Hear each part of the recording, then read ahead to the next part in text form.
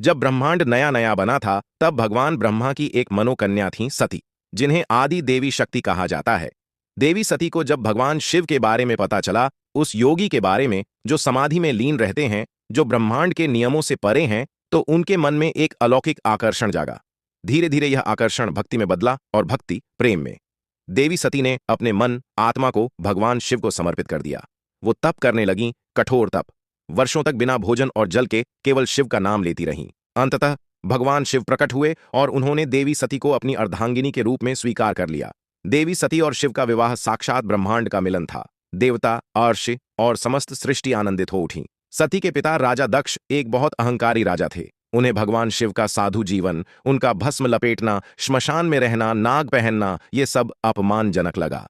एक दिन राजा दक्ष ने एक विशाल यज्ञ रखा जहां उन्होंने सारे देवताओं को आमंत्रित किया, लेकिन देवी सती और भगवान शिव को नहीं बुलाया।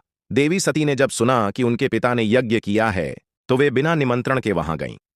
लेकिन वहां जो हुआ वो इतिहास में दर्द बनकर दर्ज हो गया। राजा दक्ष ने भगवान शिव का खुलेआम अपमान किया, उन्हें अशुभ, अयोग्य और वनवासी तक कह डाला। देवी सती यह सब सहन नहीं कर सकीं। मेरे ही पिता मेरे स्वामी का अपमान करते हैं। उन्होंने वहां उपस्थित सबके सामने घोषणा की, जब तो इस शरीर का कोई मोल नहीं, मैं इस देह को त्यागती हूं, और उसी यज्ञ कुंड में कूद गईं। अग्नि ने देवी सती की देह को भस्म कर दिया, पर आत्मा भगवान शिव में विलीन हो गई। जब भगवान शिव को सती के देहत्याग का समाचार मिला, वे विक्षिप्त हो गए। उन्होंने क्रोधित होकर वीरभद्र और भद्रकाली को उत्पन्न किया और आदेश दिया, जाओ, दक्ष के यज्ञ को नष्ट कर दो। वीरभद्र ने दक्ष का सिर काट दिया और सारा यज्ञ विध्वंस कर दिया। भगवान शिव ने देवी सती का जला हुआ शरीर अपने कंधे पर उठाया और पूरे ब्रह्मांड में विचरण करने लगे, बिना रुके, बिना थके। भगवान शिव का यह तांडव इतना भयंकर था कि सृष्टि विनाश की कगार पर आ गई। देवताओं ने भगवान विष्णु से प्रार्थना की। भगवान विष्णु ने अपने सुदर्शन चक्र से देवी सती के शरीर को कई टुकड़ों में विभाजित कर दिया। जहां जहां उनके शरीर के अंग गिरे वहां शक्तिपीठ बने। कुल मिलाकर 51 शक्तिपीठों का निर्माण हुआ।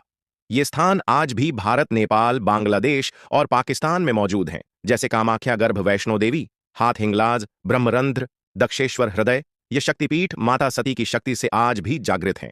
एक रहस्य आज भी सामने नहीं आया। सती का हृदय, वह हिस्सा जो सुदर्शन चक्र से भी नहीं कटा, आज भी इस धरती पर जीवित है। यह हृदय एक गुप्त हिमालयी गुफा में छिपा हुआ है, जिसे आम आंखें नहीं देख सकती। वो गुफा तिब्बत और भारत की सीमा के बीच है। हर 108 वर्षों में एक बार तेज दिव्य प्रकाश निकलता है।